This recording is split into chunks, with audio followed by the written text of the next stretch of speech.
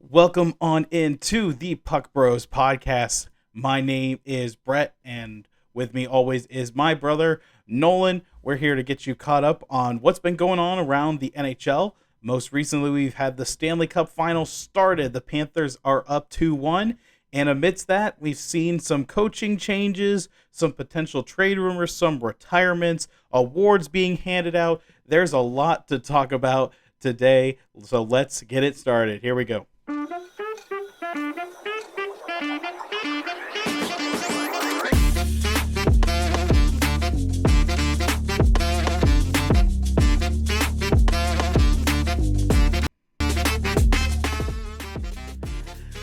And the Panthers, they are up 2-1 in the Stanley Cup final.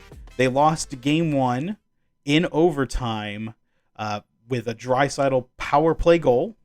Then in game two, it again goes to overtime. Corey Perry ties it with 17 seconds left, and Panthers fans all around are like, here we go, about to be down 0-2, but overtime just keeps going. It keeps going. We're into the second overtime. The second one. Yep. And then Brad Marchand gets a chance on a breakaway. He kind of sticks his stick underneath the stick of Stuart Skinner, puts it in between his legs, and the Panthers tie the series at 1.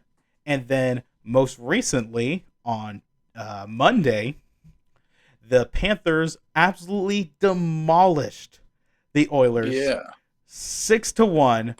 Wasn't even close. Panthers ran away with it. In the third period, the Oilers didn't even try to win the game, just tried to fight and try to injure the Panthers, I guess. I don't know. Even some of the comments from Chris Knobloch made it sound like they were like, we just wanted to hurt them.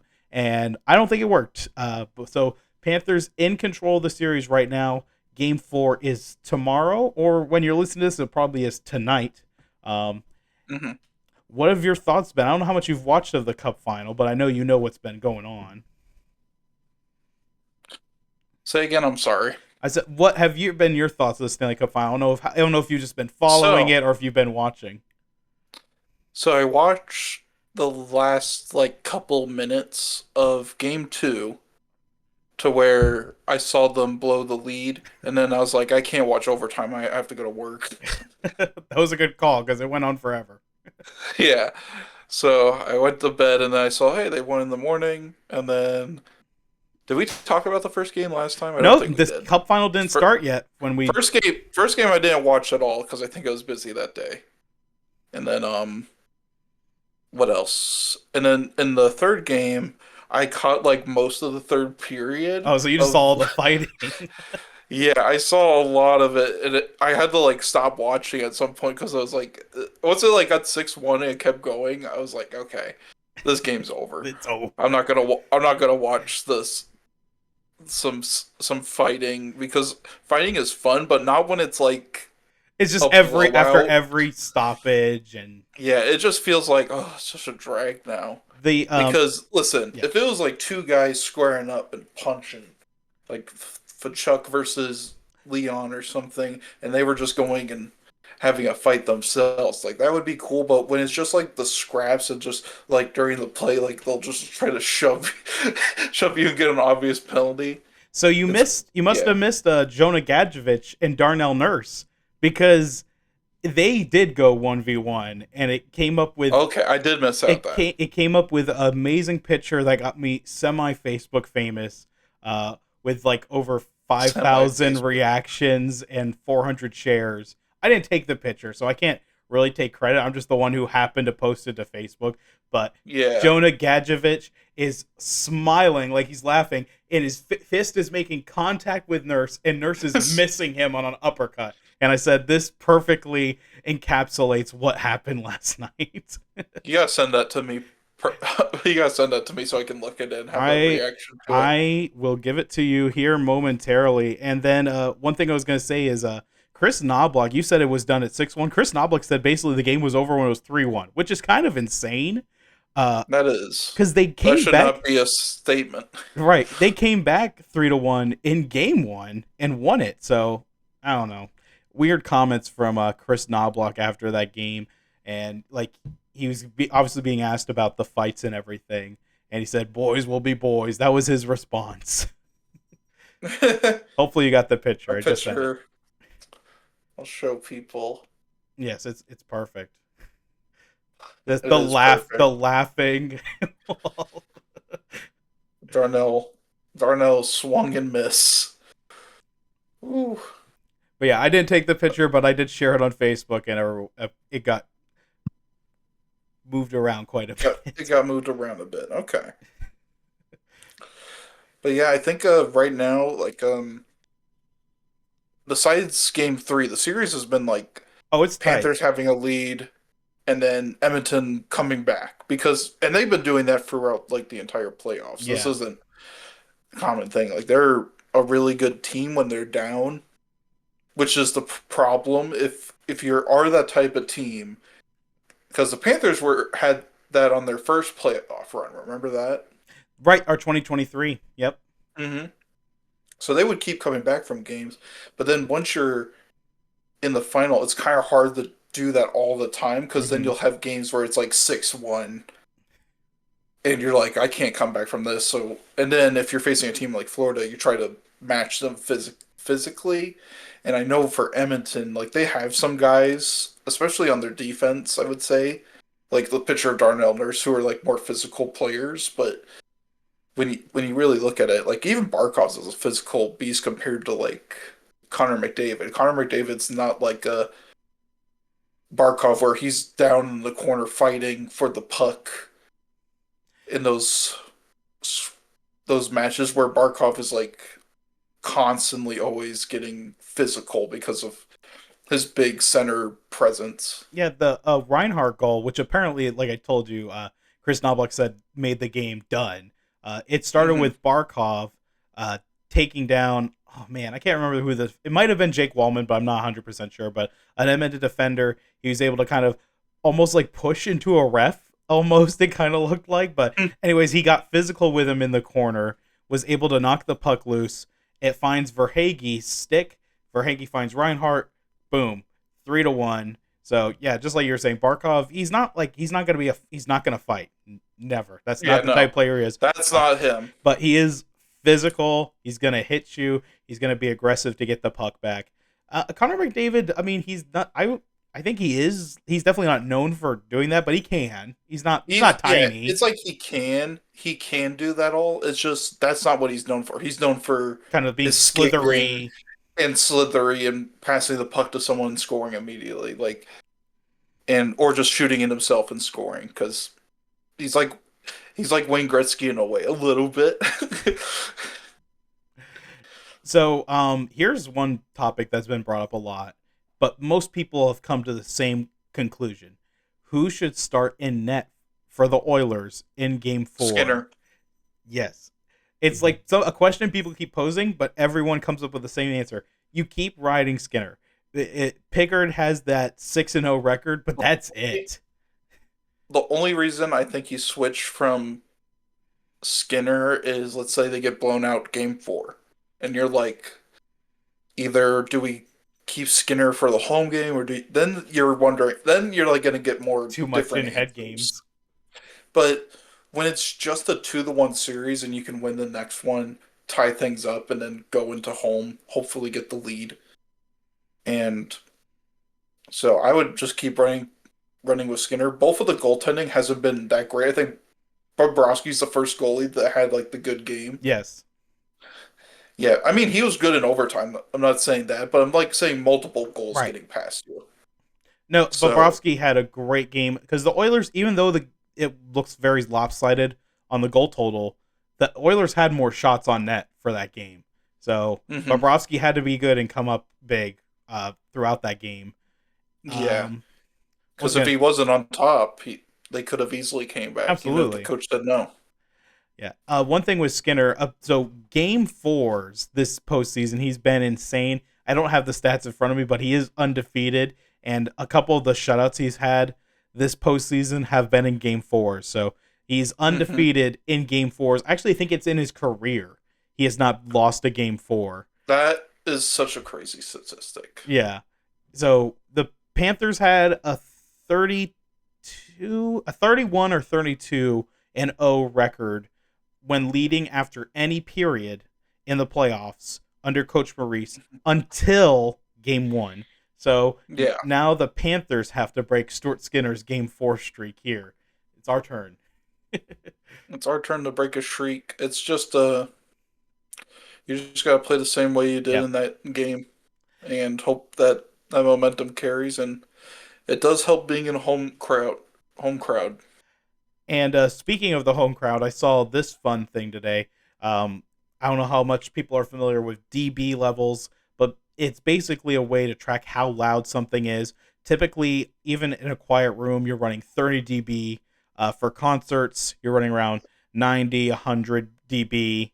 And then at the Panthers, during Sam Bennett's goal, when he got that breakaway chance, it got up to 130 decibels, Oh my which god. is insane. It apparently was like one of the loudest recorded stadium sounds of all time, like an indoor stadium sound, one of the loudest of all time. So That's sick. the no fans and quiet fans.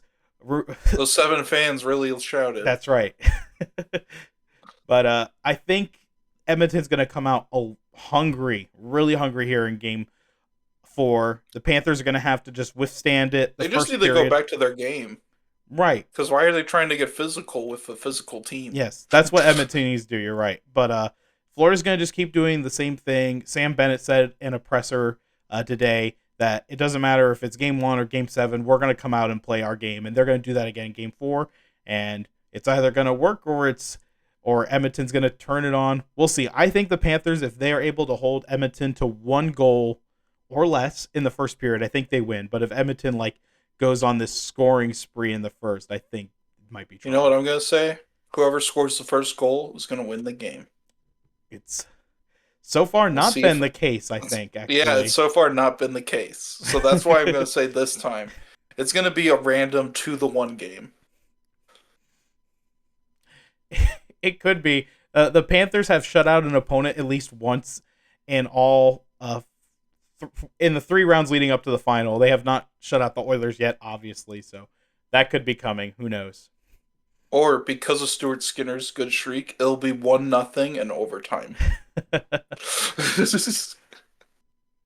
So many stressful games in this final. But yeah, Game 4 at the time of recording it's tomorrow night at 8, but when you're hearing this, it's probably tonight at 8 o'clock. Yeah, it's about to be tomorrow for us in 2 hours. Right. And by the time you hear from us again, the Panthers might be champions, or we might be talking about Game 7. We'll see. Or the Oilers might be champions. I don't know if that's possible. My prediction can be true. Let's see. Because they could win in 6 if they win 3 straight. So yeah. I don't know. It's going to be tough to win 3 straight against this Panthers team, but yeah. Let's switch gears to some other news around the NHL. The coaching carousel have obviously been going on, and up until last week, we saw a lot of the same names kind of. Hey, there are some angry cats over here. Just like the Panthers.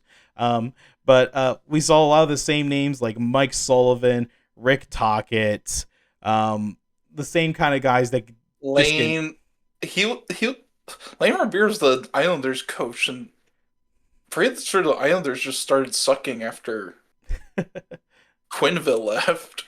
Yeah. Or not Quenneville, Trotz. Barry Trotz, yeah. But we got to see some new faces are going to be head coaches of teams this year, and I think that's pretty exciting. The first one is Dan Muse of the Pittsburgh Penguins. If you're not familiar with that name, that's okay, because this will be his first head coaching job at the National Hockey League level. He was an assistant coach for your Nashville Predators, Nolan, back in 2017. And then he was an assistant coach for a while. He made the cup. Yep. And then he head coached the U.S. National Development Team for a while, and then got a chance to go back to the NHL with the Rangers for the last 2 years, including this season. So he was assistant coach for the Rangers for when they won the President's Trophy and when they missed the playoffs this Missed season. the playoffs. Yeah. So, but the Pittsburgh Penguins, I guess they just want to try something new. I don't know. Dan Muse might be a great coach. This is a first test for him. Obviously, on that team that made it to the Cup with Nashville back in 2017, and then the President's Trophy Rangers this past year, and the U.S. national junior team has obviously won a couple championships with him behind the bench. So it might be a good hire. It might be bad. That's the kind of thing with new coaches, but I do like to see it. Some new You could faces. say that sentence about every single coach about to get hired. It could be good. It could be bad. That'll pretty much be our. So I'm glad that you went through his history at least, so that way I could kind of get his where he comes from. Yeah. Because he has some pedigree from making a Stanley Cup, helping coach a team to a Stanley Cup, and then also being the U.S. developer. That's a big task to do. Mm-hmm. Very much so. And then being assistant for a President's Trophy winning team, and then for assistant coaches, you don't really take the full blame for no, you don't. For it. Like, I don't know if he got let go or if he got fired. I don't think that's what happened. Well, I mean, if he resigned or if they hired him off the right. team. That's kind of what happens with assistant coaches. They kind of like, hey, I'm got an opportunity to go be a head coach. I'm gonna go do that, right? Mm-hmm. So bigger pay. I know in the NBA you can like block your assistants to be negotiated with. You're right, and I've seen NHL teams do that. So the Rangers must have allowed them to do that because I've seen that a few times. I think like the Panthers had to give like the Devils permission to talk to Brunette or whatever. So something like that. Yeah, he should get fired. He's not doing good. If he has another bad season, I think I would have fired him after this season. Maybe like if the Predators, I was about to say Oilers, if the Predators start out like really bad, like 1-10, something horrible like that, then he's probably. You know what? Let's keep him so we can get McKenna and then fire him. Okay, yeah, there you go, Gavin McKenna. That would be exciting for the Predators. I don't think have they ever had a first overall pick in their history? Nope, they have never had a first overall pick. You've had two, and can you say who they are? So first one ever, Ed Jovanovski, which is kind of crazy.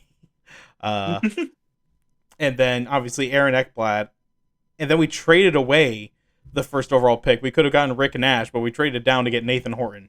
So there's actually 3 times, but one of them we traded away.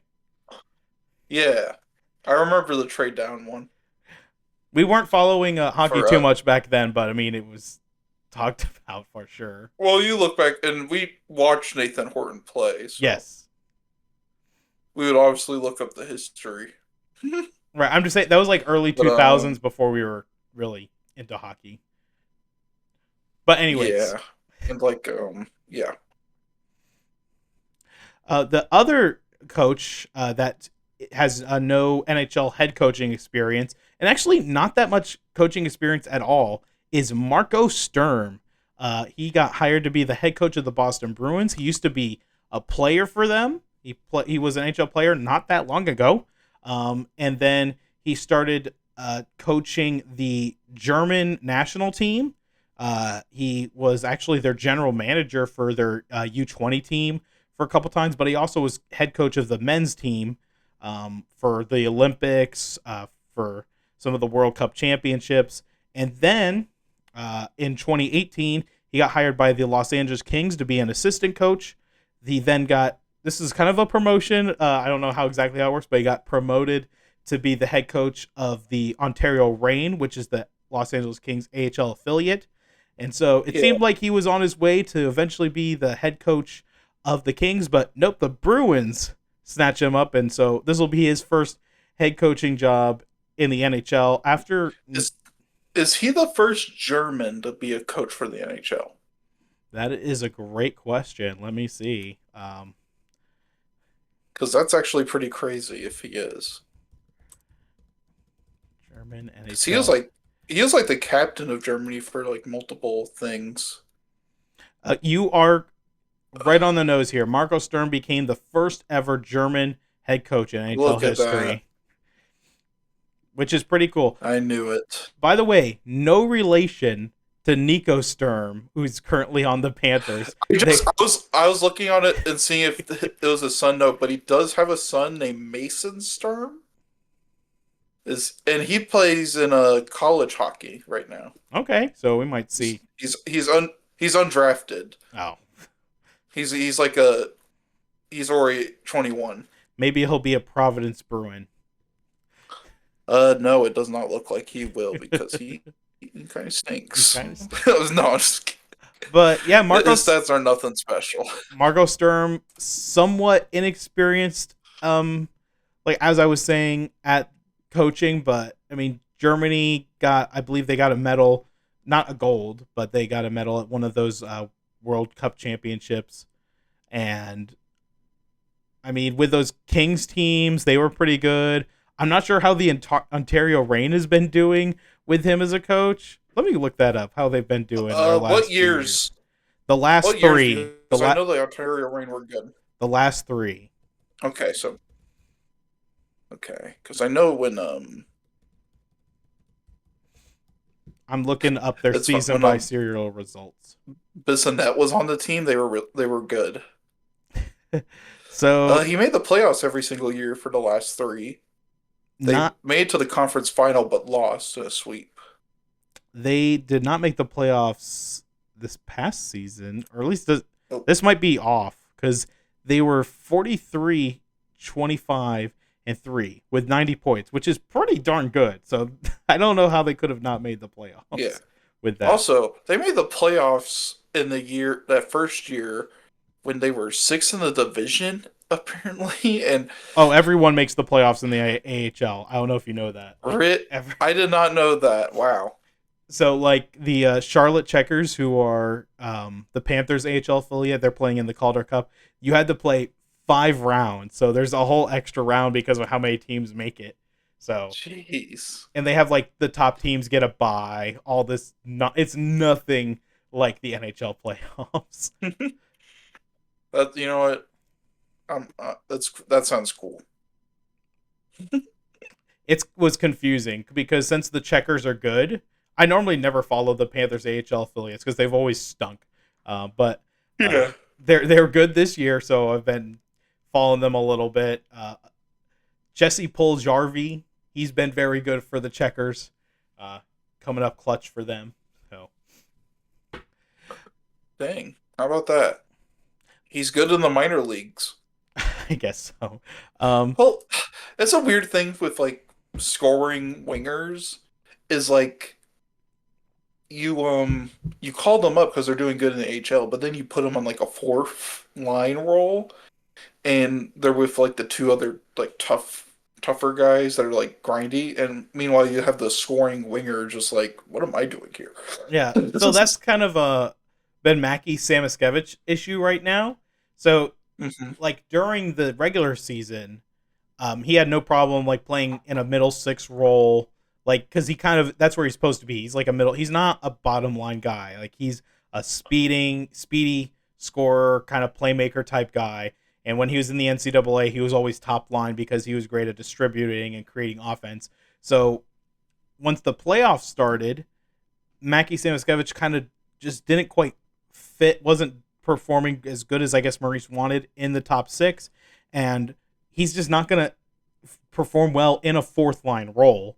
So he's been a healthy scratch. Like Evan Rodriguez would have to like get injured for Mackey Samoskevich to come in, maybe even one other injury, just because like what you were saying, like there's guys who do really well in the AHL, and then when they get called up, if they're not going to be in the same role as they were, it's not going to work, and they might not even have the skill level to be a top 6 forward. So they're kind of just like they're kind of in that stuck depth. Does the name Rocco Grimaldi remind you of that? That's a great comparison. Rocco Grimaldi, yes. Tiny guy, still playing, by the way. Still got it. one other big coaching news that happened this past week. So yeah, but what main reason I want to bring up those two new NHL coaches, no NHL experience for, really cool. One guy who has a ton of NHL experience and who is looking for a new job is Pete DeBoer. He got fired by the Dallas Stars after making it to 3 straight Western Conference championships and losing all 3 times. So he's been very good as the Dallas Stars coach, but can't quite get them over that hump where they need to be. See, I hope they hire someone next, and he can't even get them to the second round. That's probably what's going to happen. I mean, this team is talking about trading Jason Robertson. They just acquired Mikko Rantanen. Is that the reason why they got to trade him? I don't know. I don't know what the issue is with Dallas. I feel like it's an overreaction. Like, I get that you want to get over the hump, but dismantling your entire team when you're like just 3 wins away, I mean, I bet they wanted Joel Quenneville. Too late now. But like when the Florida made that big shift in their roster, they got swept in the second round. It's not like they were right on the cusp of greatness or anything. So I don't know. I feel like Dallas could have stuck with it. But you saw Vegas got rid of DeBoer, and then they won the cup the next season. So maybe that's what Dallas is thinking. Like, Vegas was really good, and then they fired DeBoer and won the cup. Maybe we can do the same thing. I don't know. Yeah, I don't. Peter DeBoer's such like a weird, because he's like consistently brings teams to the playoffs type of coach. Yep.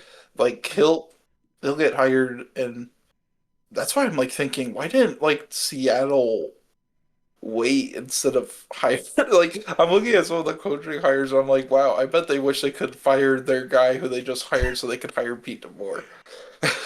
That is actually, yeah, a great thing. So we saw Adam Foote be named Vancouver's head coach, which is an interesting one. The one you just said, Lane Lambert to Seattle, that feels really odd. It feels just as bad as their previous coach, who they just hired for 1 season, fired. Right. So do you remember even his name? I don't. He was like during the 2009 Penguins. He was that guy. Forget his name, but if you see him, Dan Bilesma, that's his name. Oh yeah. That's right. Yeah. Say they have the one female assistant coach. They should really send shockwaves and name her head coach. That would be. You know what? That would have been epic. If they did that, I would buy her jersey. The head coaching jersey.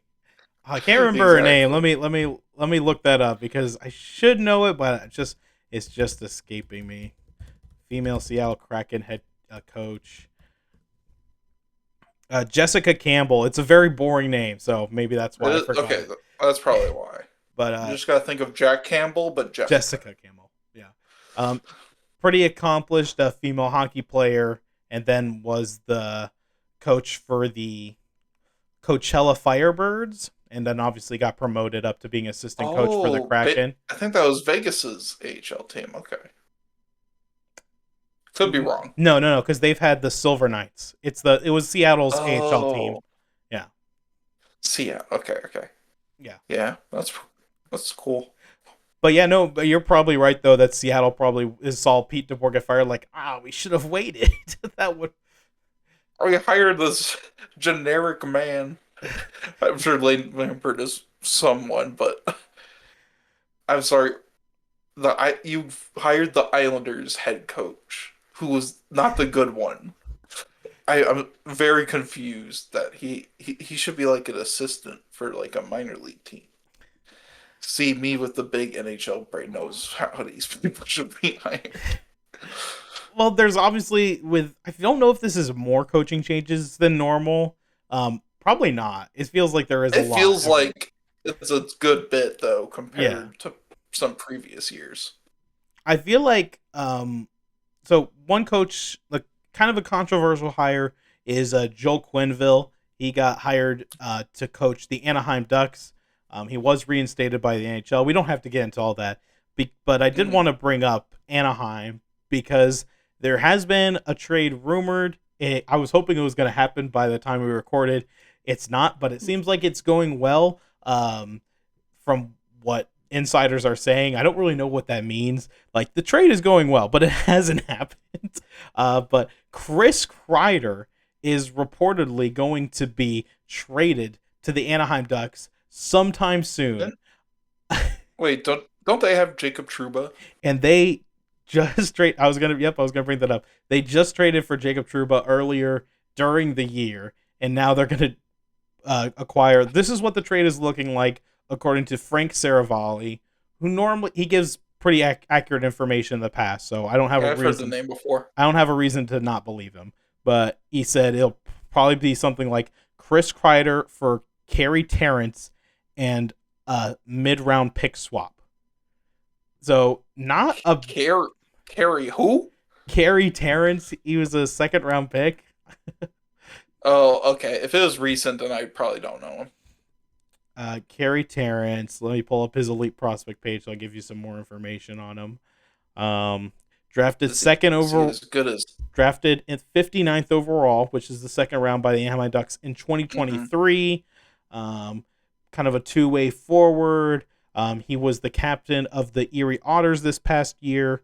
Put up 39 points in 45 games. Not that crazy at the OHL level. Kind of just a mid prospect at this point. Nothing to get excited about. So basically, they'd be trading Chris Kreider away for maybe a ceiling of like a third line center. Right, and you're trading your longest tenured Ranger, who is actually up there in terms of all-time Ranger goal scoring. Some of the best goal scoring seasons in Rangers history, and you're going to trade him for this mid-tier prospect and picks. Insane. Remember, that feels like the Fleury trade for when Vegas traded Fleury for some no-name to Chicago. And I don't know why. Like, I understand that you didn't have a great season, but how is that going to help?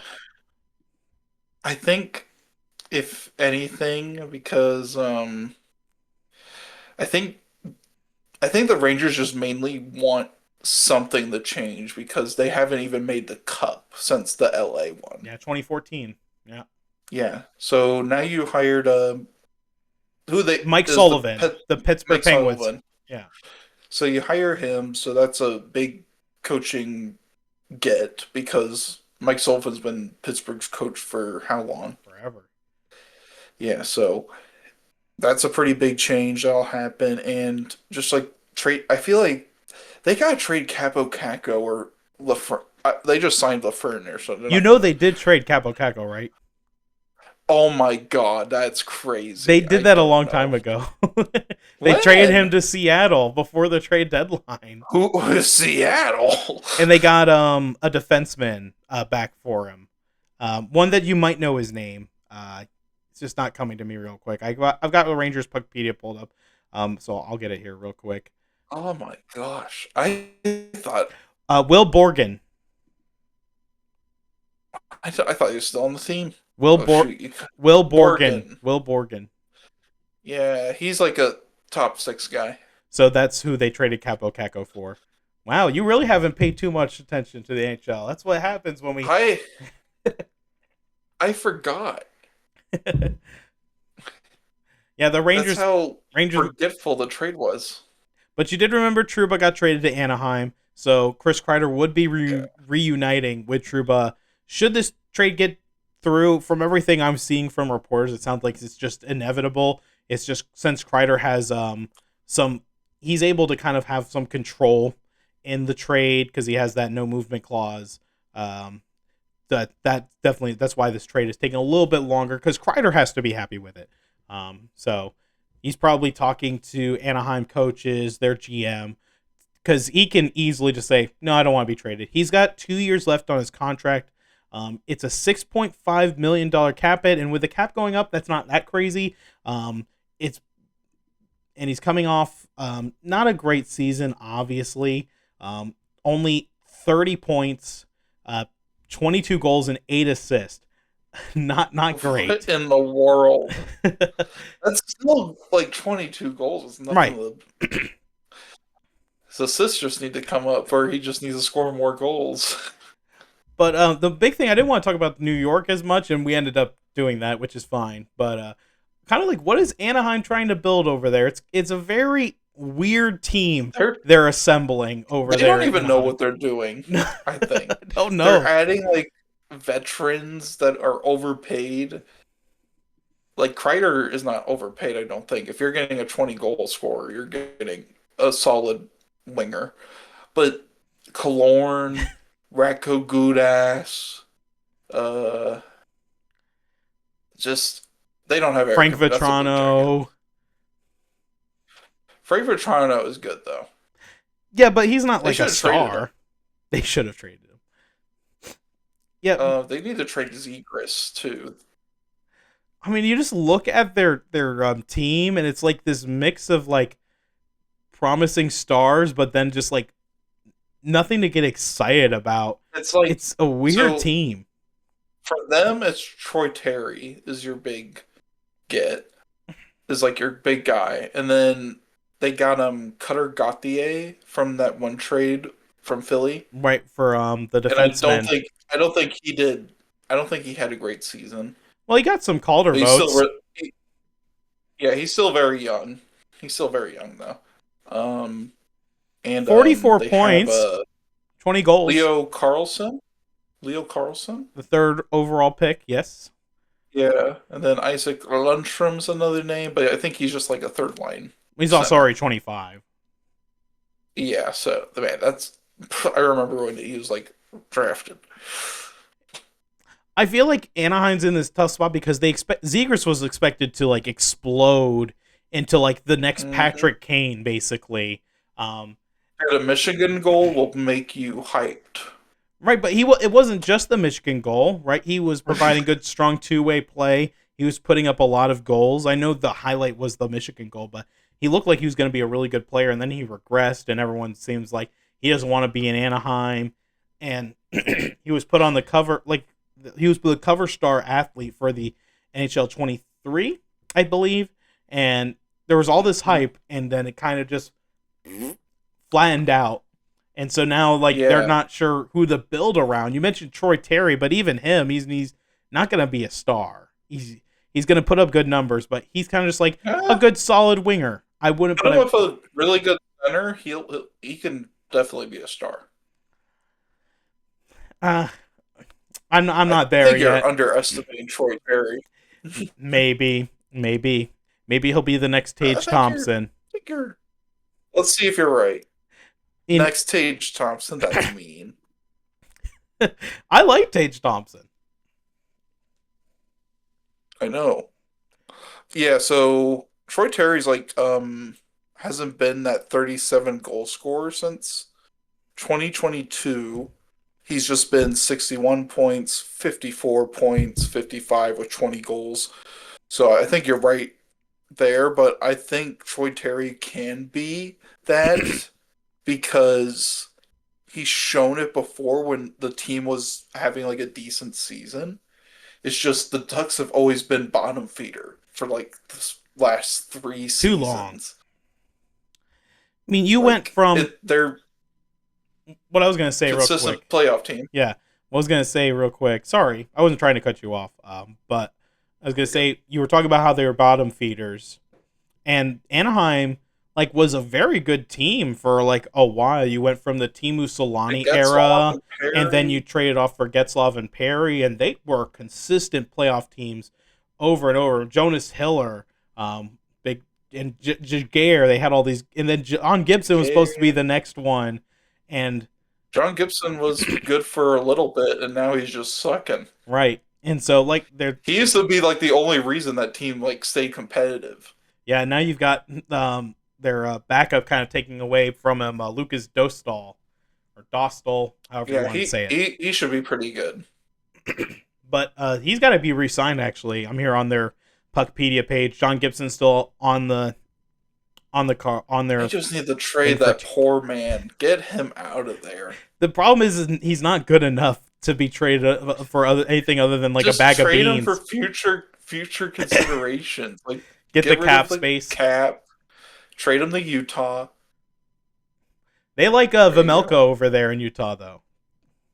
Yeah, I'm gonna be a veteran backup like Jonathan Quick. Yeah, but their cap space is interesting because if they bring in Kreider, that's another 6.5 that's going to be added. And I think that's not a horrible contract for Kreider, especially if he can still put up 20 goals. But it's still not a guy that I might overpay for a free agent. Like, I could see them being in the Bennett war if Bennett makes it to things, because they're going to pay him like $9 million to be a number one center. And then they're not going to make the playoffs and be like, we got the Sam Bennett from Calgary. He just got the Sam Bennett from Florida. He just didn't make the playoffs. That was the problem. And he didn't get good line mates. He was always like a bottom pairing guy. That's why Zito's so good. According to one insider, the Panthers are expected to re-sign Bennett, but I don't take any stock in that at all, because then the same account posted that Ekblad's going to go to free agency. And I'm like, I don't know about that. I feel like it's more likely to be Ekblad, who said he bleeds for the Florida Panthers. Why did they acquire Seth Jones? Because we only had one right-handed D. We only had one. We need two. You need two right-handed defensemen. Lose Ekblad, trade for Goodbranson. Bring him back. I saw somebody say they think if we lose Ekblad, we should sign Dante Fabro to replace him. That is not a great replacement for Ekblad. Yeah, I was like, I'm going to talk to you. What do you remember about Dante Fabro? Dante Fabro is like a fine defenseman, but not like to replace your number one guy. No. I think Seth Jones, if Ekblad does leave, I don't think he will. I think he'll resign really team friendly, and people will, taxes. But if he doesn't, if Ekblad doesn't, I think Seth Jones moves up to the top line with Forsling. You sign somebody, hopefully better than Dante Fabro. There's not a ton of options out there, but somebody to go there with Mikkola in the middle pairing. Dude, Goodbranson and Mikkola? That's a big line. After what happened with Goodbranson and Nick Cousins a few seasons ago, I don't think Goodbranson ever wants to come back to Florida. I know Nick Cousins isn't on the team anymore, but Connor McDavid was teammates with the guy who bludgeoned his head into the boards, Brendan Manning, for a little bit. So they can get over it. Maybe. But like I said, even Nick Cousins isn't even here anymore. Other players, I don't really have a good transition to this, but I feel like it's worth talking about.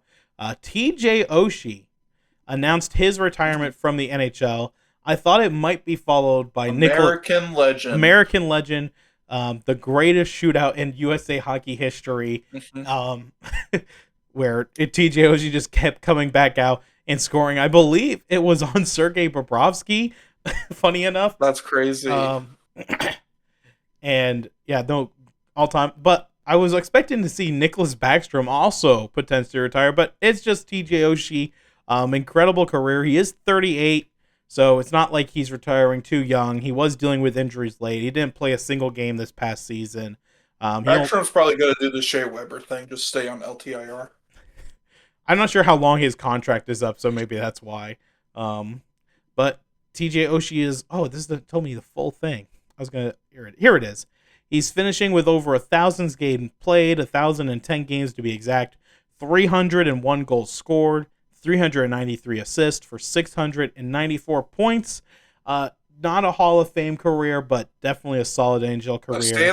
Stanley Cup champion. A USA legend. Yeah. He's definitely at least a USA Hall of Fame type of guy. Oh, yeah. I mean, I would say I can see him being in the USA Hockey Hall of Fame for sure. I mean, even back when he was with the Blues, he was a really promising young star. That's actually when, in those Olympics, was when he was a St. Louis Blue. That was in 2014. 2014. Yeah, he was good enough to make Team USA. Like, he's really promising, like, especially when he's younger, but he kind of fit more into a role with the Washington Capitals, especially when Barry Trotz was there. Oh yeah, yeah. In that playoff run where he won the Stanley Cup with the Washington Capitals, he put up 21 points in 24 games, so he was a big help for them to get their first cup in their history and get Ovechkin his cup. He pretty much a 50-point guy most of his career, but you need those kind of guys, and the Capitals probably don't win the cup if they don't have him on the roster. So the Caps will always have him to thank for that, for sure. Mm-hmm. There's been no other really big retirements this season. I'm not sure if we're going to see any. Ovechkin had this thing. Speaking of the Capitals, the season ticket holders were accidentally sent something that said this was going to be Ovechkin's farewell season. And then they had to be like, no, that was not true. And Ovechkin's like, I'm still going to probably play after this year. So that's crazy. They had to apologize for that. It was a mess. But I mean, Corey Perry's probably still playing. I think he already said he would. Who else is really old right now? Brad Marchand, he's still playing. That's for sure. Yeah, old people in hockey, I cannot, because Brent Burns, he's over 40. There's Brent Burns. Chris Letang should, but because the GM gave him a stupid contract, he's gonna be in the league forever. Again, Malkin, same thing. I kind of want to look to see if I can see who the oldest players. Crosby signed a deal? Crosby signed an extension already. It was for 2 more years for 8.7. Does Crosby have a new deal yet? Yeah, he did. He signed a 2-year contract. Okay. So yeah, he's not going anywhere anytime soon. Does this tell me players' ages? Maybe hockey. Maybe everyone on the Sabres should retire. Oh my goodness. Clean slate. One more topic to kind of go over before we finish up here is the NHL awards. They've done it very different this season. I like the way they're doing it. Yeah, it's been mostly just over social media. Well, they haven't been. Let me rephrase that. The way the fans have known is over social media, but the way they've been doing it is surprising the players with the awards. So, like for Alexander Barkov, he won the King Clancy Award, which is for best leadership on and off the ice. And the kids from the hospital that he donates to came and surprised him with not only the King Clancy, but also the Selke Award. And then, trying to remember other award winners before the ones we are bringing up today. I saw the video with Sean Monahan. That's right. Johnny Gaudreau's wife came to Sean Monahan's house and surprised him with the Masterton Trophy. And so they've been doing things like that. So we saw Lane Hudson, his parents and all his brothers organized like a party, and they said it was just for his great rookie season. But then all of a sudden they bring out the Calder Trophy. So Lane Hudson got the Calder Trophy, which was maybe a little surprising, maybe not. Definitely Macklin Celebrini. He had such an insane year. Oh yeah, he broke the record for most assists by a defenseman in a rookie year. So I think he deserves it. But, you know, obviously the hype over Macklin Celebrini, Dustin Wolf having an amazing rookie year as a goaltender. Dustin Wolf I think it was between those, but if there wasn't a Lane Hudson, I think Dustin Wolf would have definitely won. And you would be right, because Dustin Wolf did finish second in Calder voting. Macklin was third. Matvey Michkov finished fourth. I've been hype on that guy since he got drafted. Who, Dustin Wolf? I knew Dustin Wolf would be good. Well, so far, so good. We'll see if he keeps it up. We lost Nolan there real quick. He'll be right back. There he is. And then today, Cale Makar was just playing some golf with his buddies. And then on the 11th hole, the Norris Trophy, surprise, surprise, is there. It's his second Norris Trophy. The guy has already had an insane career of his trophy case. He's got a Conn Smythe. He's got the Calder Trophy. He's got 2 Norrises. He's got a Stanley Cup. Dude is off to an insane start in his career. Yeah. And then to continue talking about how they're doing the awards differently, the final awards, which is the... Wait, to interrupt. Yes, that's fine.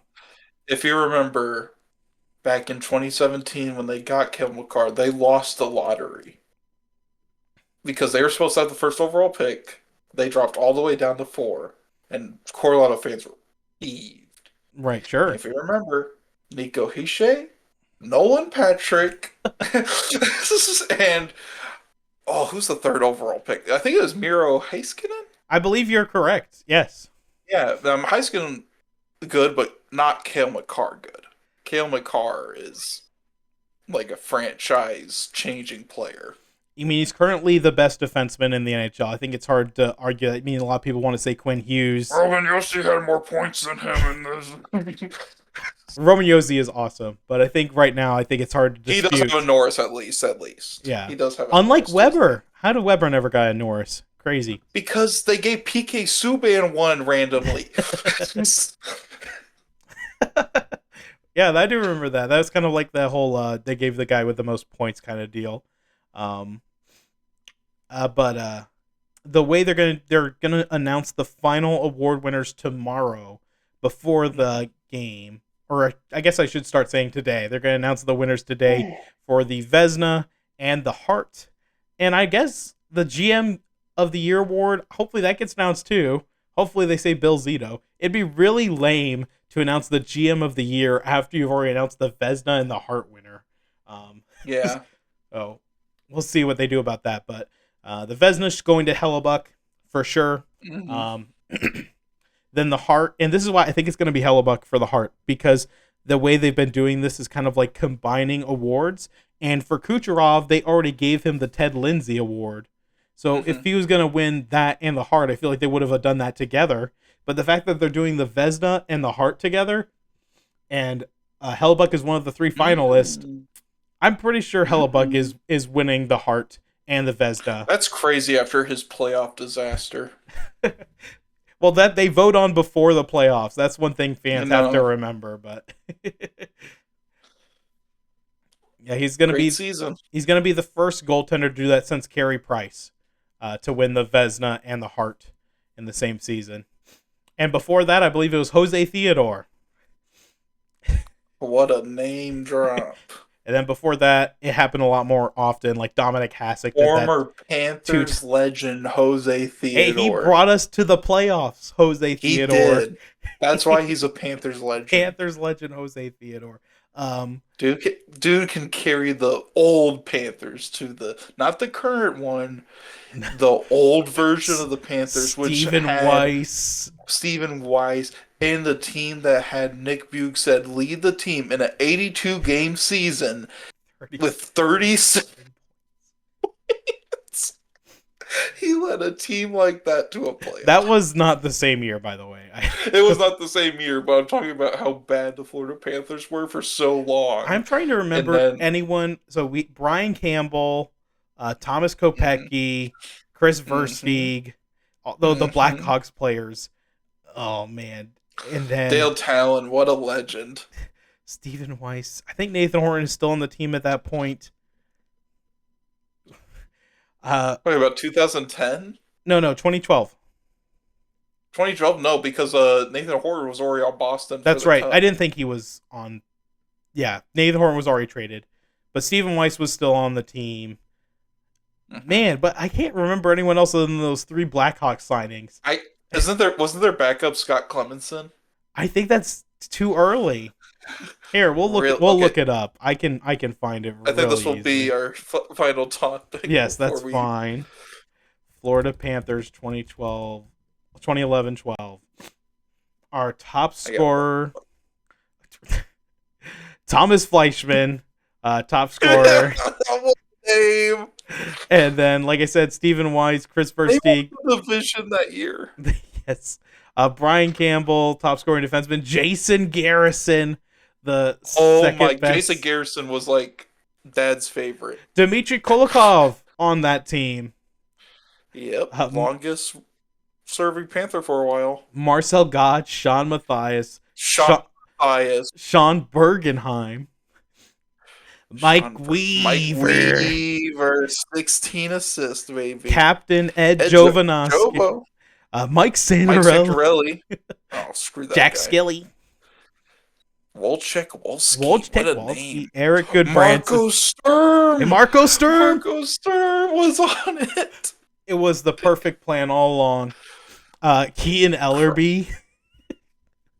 Oh my gosh. Dude, look at all the names. You You were know right. what? You know what Keaton Ellerby Scott Clemenson was the backup. You were right. doesn't Keaton Ellerby like remind you of like Alex Petrovic in a way? No, because Alex Petrovic will always be remembered for that horrible expansion draft thing. So it's hard for me to equate anyone to I Petrovic. mean, Keaton Ellerby's even worse because he was a former 10th overall pick. The Panthers were the worst drafting team in the 2000s and the 2010s with Dale Talon. Dale Talon definitely wasn't the perfect GM, but he at least made good draft picks. Yeah, if you go through, I would say, after Nathan Horton, I would say, and then all their late round picks as well. It was all just bad, Garbage. bad, Kendall bad. McCardle And was then a first round pick for the Panthers. I don't know why I remember that. Maybe just because he was one of the few I black remember players that drafted. too. Kendall McCardle. Yeah, especially for like first round picks. Oh, you want to know who Nashville drafted that year? It's pretty epic. Jonathan Blum. I that name has nothing. Nothing. There's nothing in here for Jonathan Yep, Blum. exactly. He was a right-handed. I remember editing him in the NHL games to like have really good potential because I was like, "Ooh, he's right-handed defenseman. He's gonna be the next Shea Weber." No way. Yeah, and then he got traded to like Minnesota for like some random crap. I don't know, but yeah. So what's the non-hockey thing that you've got in mind for us today? Alrighty. All right. Let me think here. I think last time I made it a question. Um, what is the last movie you've seen and review it? Despicable Me 4. And it has the grossest villain in those anime movies. It's the human cockroach, and then Alright. in the end, Gru's kid gets turned into a cockroach, and then that never gets resolved either. They just like he's a cockroach now. I don't know, like it's like too silly. Like I mean, the movie knows it's not serious, so you can appreciate them for that, but it's kind of like gets to the point like this is just ridiculous, but it's not the worst movie I've ever seen. And I saw this movie in theaters because I had points from the Regal app that lets me, if Oh, I cool. get to a certain amount, I can get like a free movie. So there's this trailer for a movie. I think you are. Oh, he'll be right back. Don't worry. Sorry about that. All good. Okay, so I used free points and Right. I went to see a movie called Dangerous Animals. It was I remember seeing a trailer for it when I went to see a different movie and it looked interesting. It was like like a horror movie about a guy who was on a boat. He would like kidnap people and put them on a boat. And so the movie follows this guy who is just a weirdo who likes to film people getting eaten by Oh sharks. my. It could have just been something normal. He knew it wasn't going to be anything normal. Yeah, no, like so yeah, Dangerous Animals is the name of the movie because it's all about sharks. I didn't realize that was just gonna be a shark horror movie. I thought the more preference was gonna be on the guy, but no, the whole like stick is he like has a tape recorder and he like I have to get the perfect shot of them getting eaten by sharks because this is art. Well, hopefully it was better than Sharknado. Oh, I'm sure it is better than Shark. There is a funny scene where the serial killer's like dancing in his underwear. I think that was the only scene I remember from the movie. he, he was dancing to a song. And like red tighty whities. And with that, I think that is it for the Puck Bros podcast. We will be back with you next week, hopefully talking about how the Panthers are your 2025 Stanley Cup champions. Until next time, I am Brett. I'm Nolan. All right. Peace. Peace.